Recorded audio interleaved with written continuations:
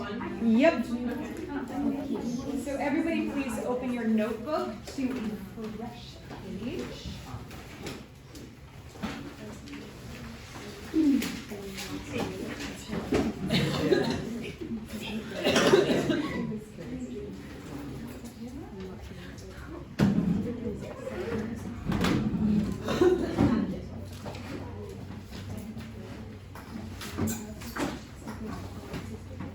Oh, I did finish it. I still have to do number 10. Oh, yeah. Okay.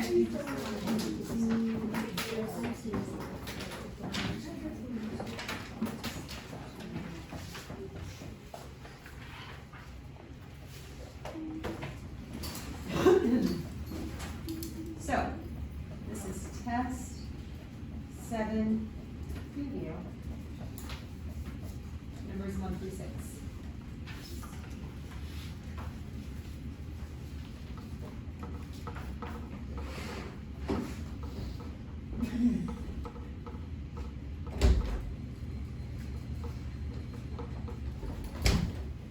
So, just FYI, my notes on Canvas look like this, lots of words, it explains everything. My notes in class will be a little bit more abridged, like notes of the notes. So make sure you understand that what we get down in class is just part of what you should really have if you want to do well on your test. You're really going to, you're really going to want to go through my notes on Canvas and copy down more of what you need, okay? So number 1, let's read it. It says, the graph of g of x equals ax squared opens downward and is wider than the graph of f of x equals x squared. Which of the following could be the value of a? So it's giving us g of x, and it's comparing it to f of x. What is f of x? What is f of x equals x squared? What is that? The parent function.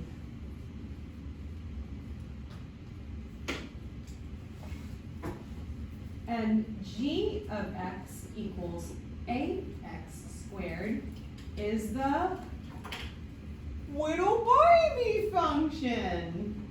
We'll call him Junior. Get it? Junior. Junior with a G. Yes? You don't want to see number 1? Isn't it? No. You don't get to spoil the surprise. Go to the bathroom. Okay, so we've got the parent, the mommy, daddy, and then we've got the little baby, Junior. It says that Junior is a little bit different than the mommy and daddy. It says Junior opens downward. It also says Junior is wider. That's not nice.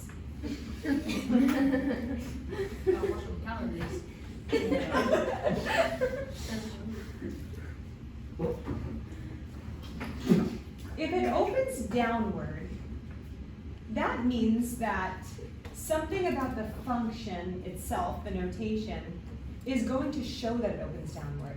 What? Negative. Yes, what part is going to be negative? The A. The A value, very good. A must be negative in order for the function to open downward. Jack, may I continue without being interrupted? Thank you. So if you look at your answer choices, you can already narrow that down to which choices? Negative. A and B. Okay. So now, the little baby is a little chubby. The little baby is wider than the mommy and daddy. In that case, what do we know about A? It's smaller than 1. Yes, it's lower than 1, specifically the absolute value of A, technically, because we're just looking at the number without a sign for this one. The absolute value of A must be between 0 and 1. We can also write that as an inequality, something like this. 0 is less than the absolute values of A is less than 1. That basically is just saying that the absolute value of A is between 0 and 1.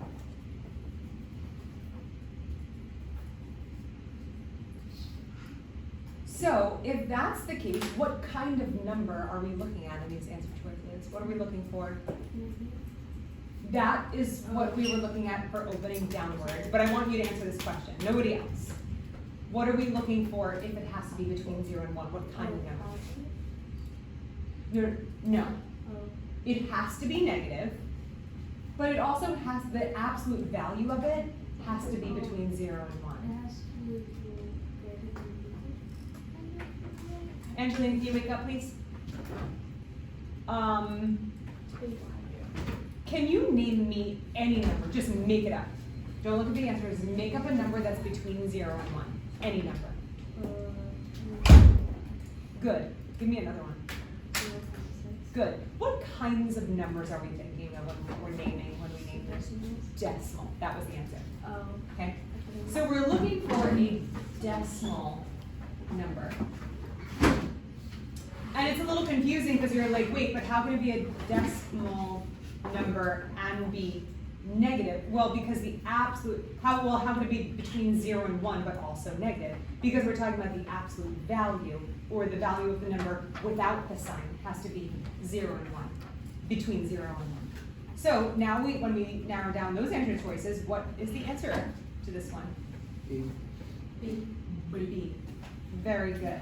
Now I'm going to pick on some of you guys to make sure you guys understand this, okay? Lily, tell me what kind of number it might be if I said, what if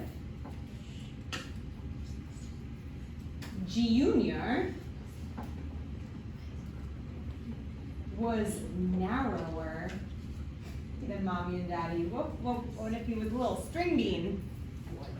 What kind of number would we be looking for if Junior was actually narrower than the parent function as opposed to wider?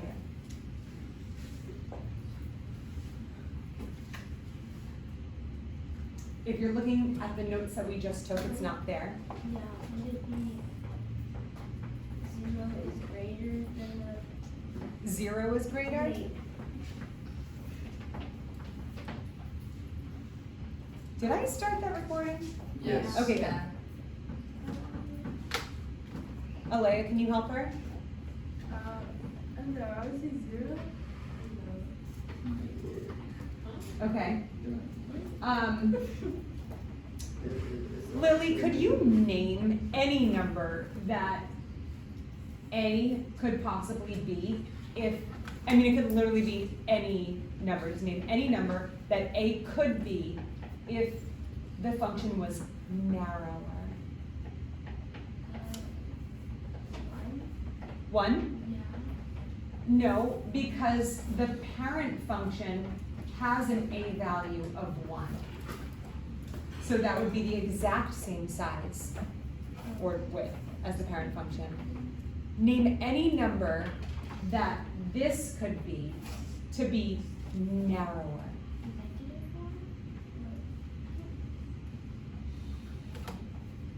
All right, let's go backwards a little bit. I'm going to ask a different question. What number could this be to be wider than the parent function? Like 0.55 or something? Yeah. What number would A have to be narrower? You don't remember? Okay. Lex. It would have to be above. Wait, no. Wait, what was the question again? My bad. If it was narrower. If juniors. All right, Charlotte. Narrower. Help him. Like, you want me to say the question? No, I want you to tell me the answer. What would A have to be? It would have to be greater than 1. Yes. Right, we're not worrying about up or down. But I'm just saying, we already talked about if it opens downward, it must be negative. If it's wider, it must be between 0 and 1. I'm just throwing this out there because what if on your test, it doesn't say wider? Angelina, wake up. All right. If it doesn't say wider, it might say narrower, and then we're going to need to know what kind of number we're looking for, right? So Charlotte said it's got to be greater than 1. The absolute value of A would be greater than 1 to be a scale string being G union, okay? That's number 1. Number 2 is very interesting. It's not really like any other question we've ever had. Even though the terms sound familiar, it says, what are the x and y intercepts?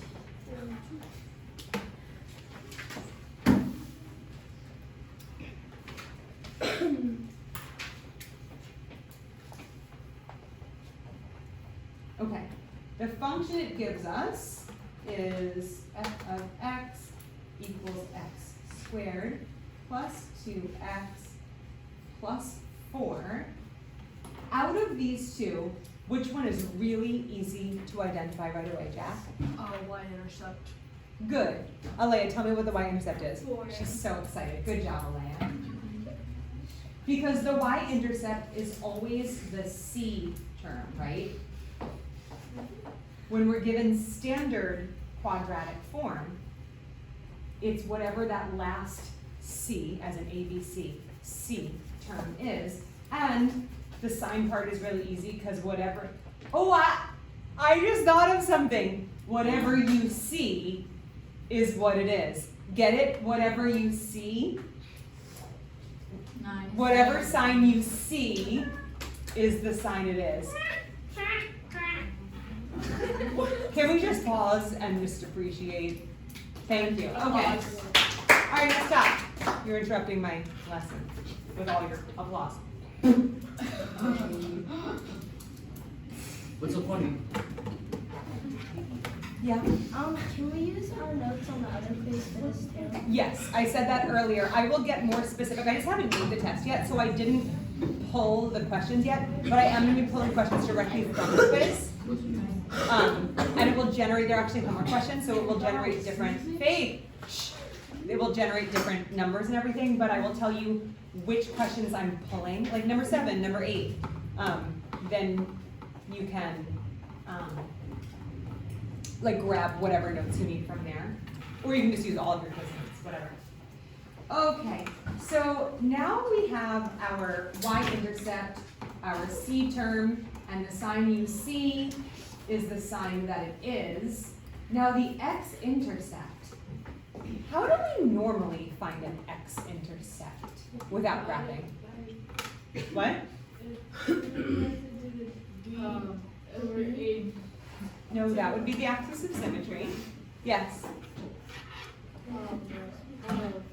Isn't it the 2 times A over? No, she just said that, and I said that's axis of symmetry. Yes.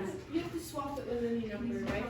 Swap Or you it have with to you have to input any number. not any It has number. certain words. It has to. You have to like do the ax plus y. What? Angelina. You have to plug in. Has to be greater than 1. No, that was only right for the other question. Okay. Plug in what number?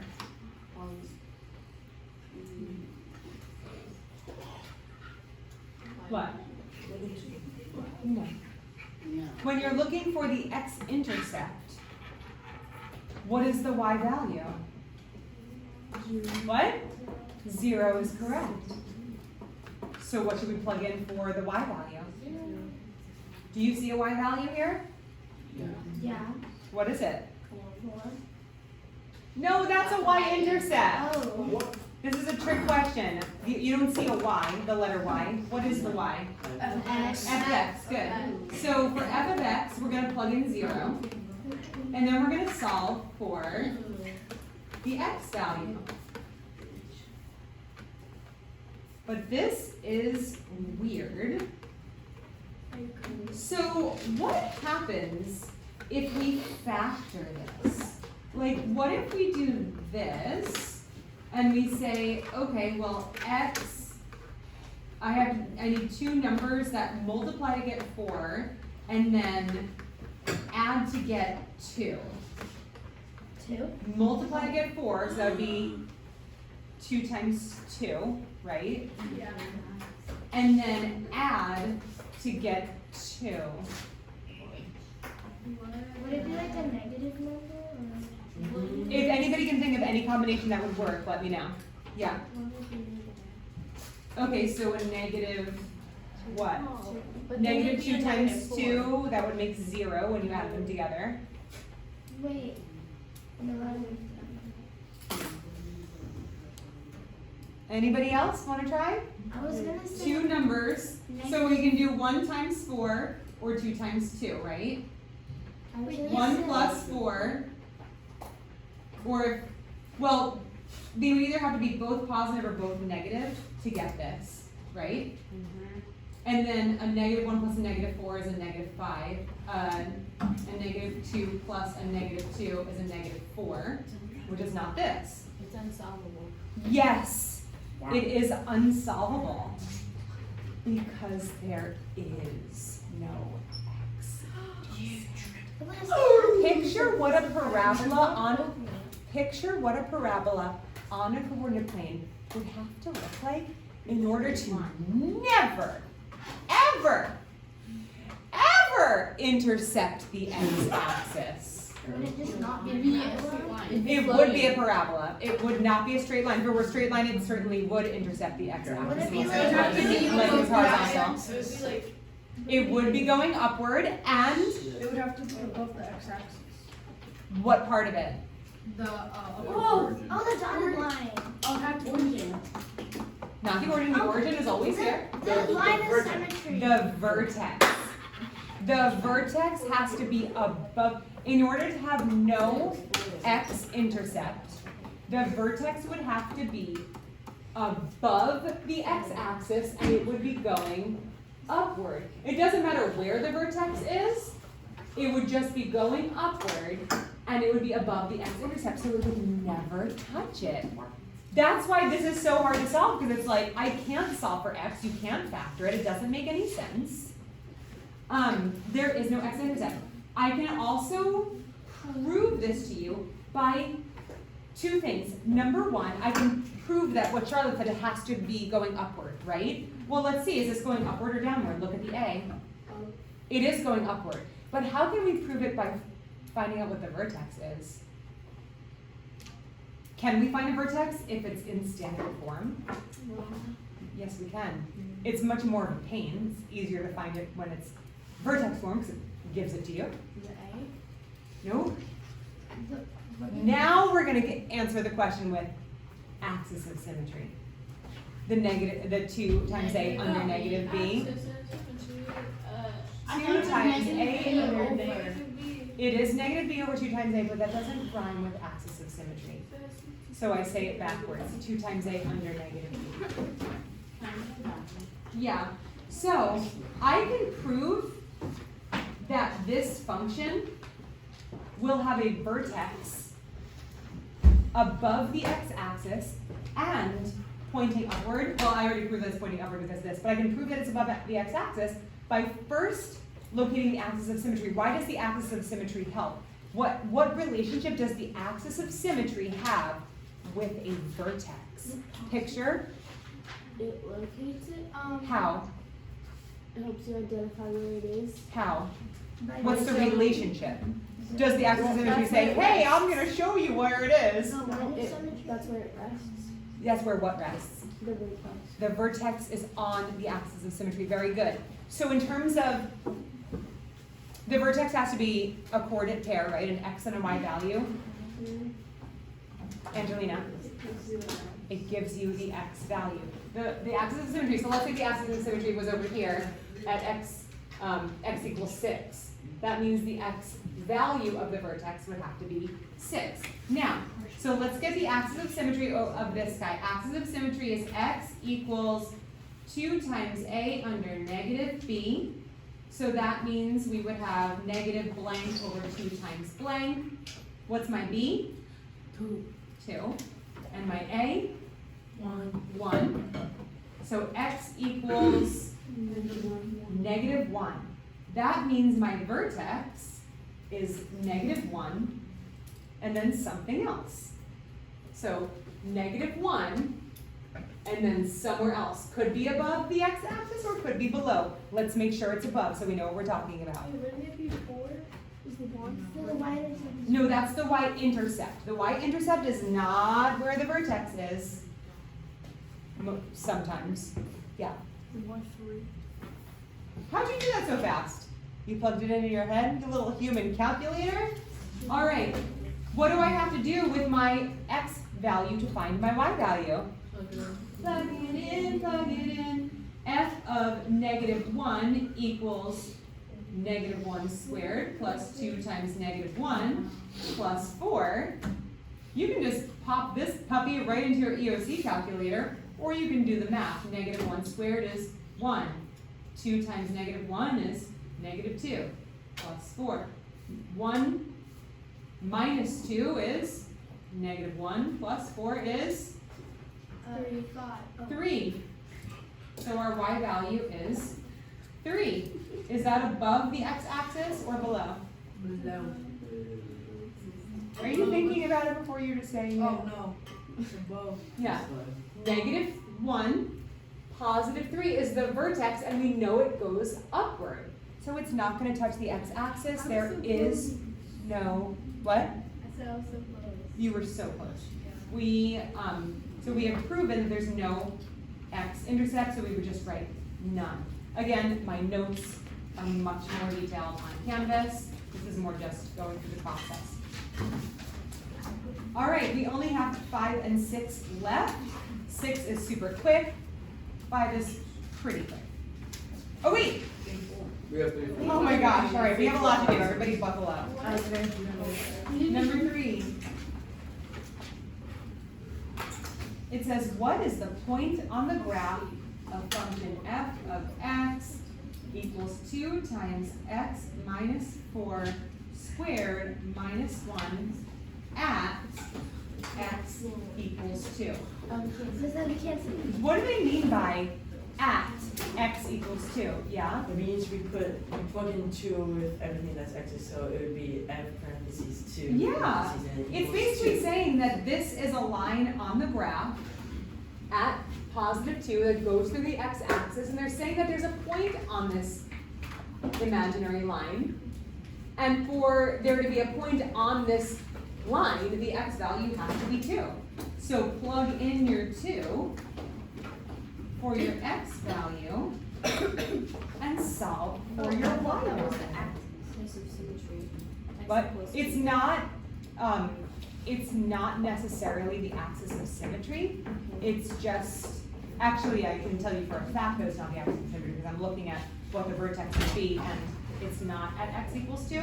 They're just saying that somewhere on this graph there's going to be a point here.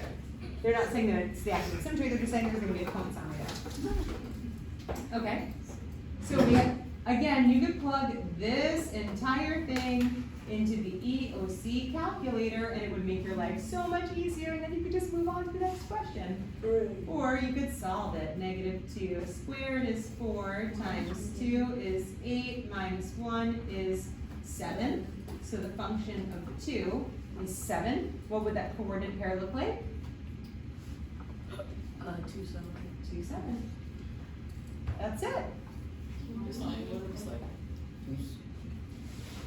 I have a much neater version on Canvas. Yeah? What part?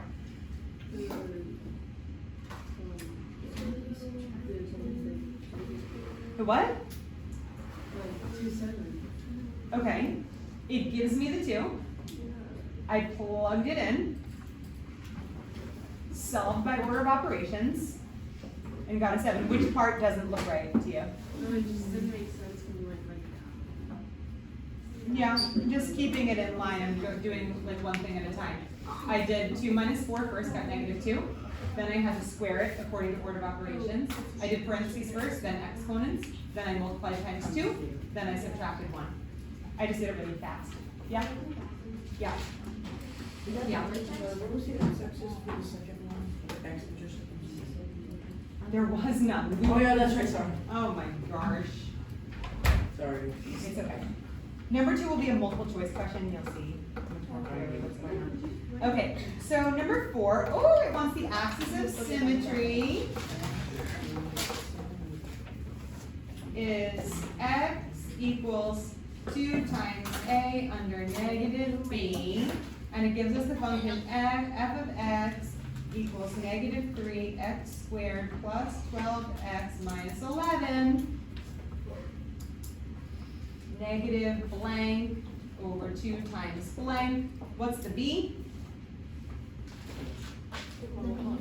12, and a? -3. If you want, you can plug this into your EOC calculator and not have to think at all. Or you could just do -12 divided by -6, yeah? I just realized, that kind of rhymed. Axis of symmetry, 2 over a under negative b. You can plug it into your EOC. Yeah! Yes, It's true. Plug that into your EOC and you don't have to think, which is good to me. Ooh. What?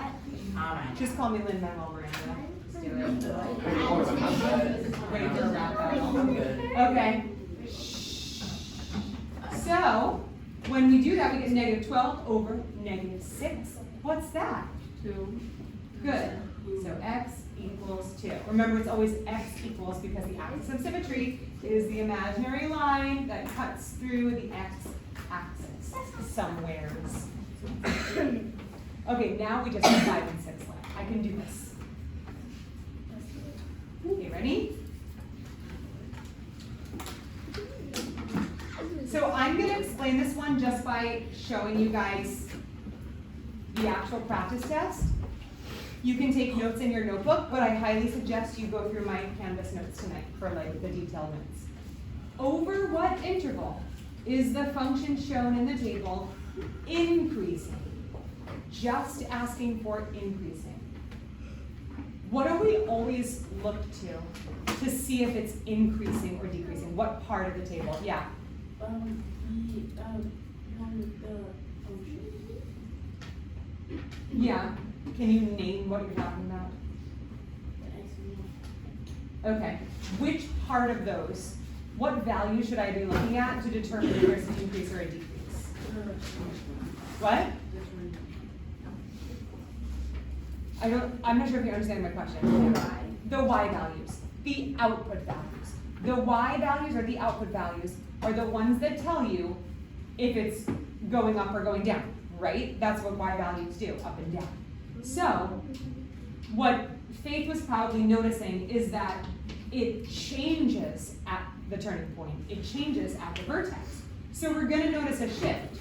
First, we see going from 12 to 3 to 0. Is that going up or down? It's going down. From 12 to 3 to 0, it's obviously going down, lower, right? The numbers are getting lower. So that's a decrease. We don't want that section. It's asking for where it increases. So let's go to the other side of the vertex and see what happens. It goes from 0 to 3 to 12. Is that an increase or a decrease? Increase. So it's this space where there's an increase. How do we define that space or that interval? Yeah, x is greater than 0 because we're looking at after the turning point. So after x is 0, everything from that point on is going to follow an increasing output. So it's every positive number. X is greater than 0. Does that make sense? We've already kind of gone over this for like the quiz and everything. All right, one more. Super easy. Number 6. Well, you're joking. It says f of x equals x plus 1 squared minus 4. And it says, what is the vertex? Yay! It's in vertex form. That's so easy. Shh. When it's vertex form, we just need to grab our h and our k. Our h Is one. is here. Is our K -4? Uh-huh. Now, the H stands for get that sign the heck out of there, so it's Negative. -1. And the K stands for keep that sign. And that is how easy it is to grab our vertex. Have we ever finished this class early in the history of ever? No. Never. This last one. Yeah. Once in the It's that easy. So, Thanks, bud. where, I thought you were I don't supposed to know where my mom is. Yeah, weren't you supposed to leave Lex? Yeah, where'd you put Yeah, leave it. Alright. Get Same the heck out of pattern. here.